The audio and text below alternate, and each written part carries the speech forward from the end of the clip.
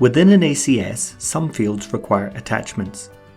Before you can select a file to be associated with the field, you need to upload it to the attachment section. The attachment section can be found at the bottom of any tab within a station.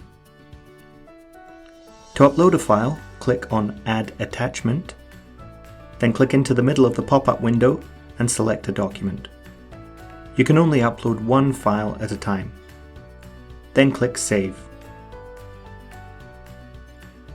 Once the file is uploaded, it is shown in the attachment section at the bottom of the page.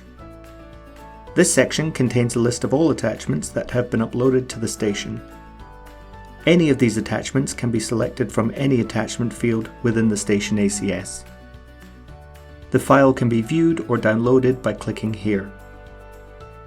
Now we'll go back to the attachment field to associate the file we've just uploaded.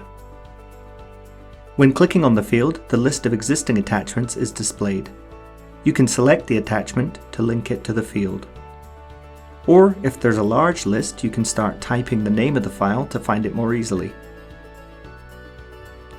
You can add one or multiple attachments to a field.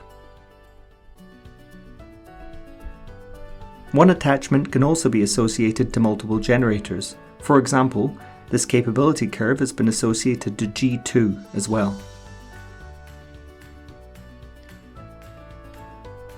Saving the ACS will update the attachment section.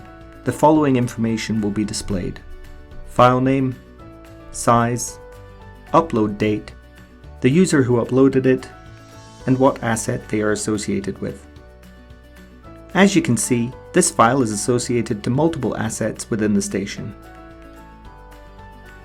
When deleting an attachment, you'll be asked to confirm.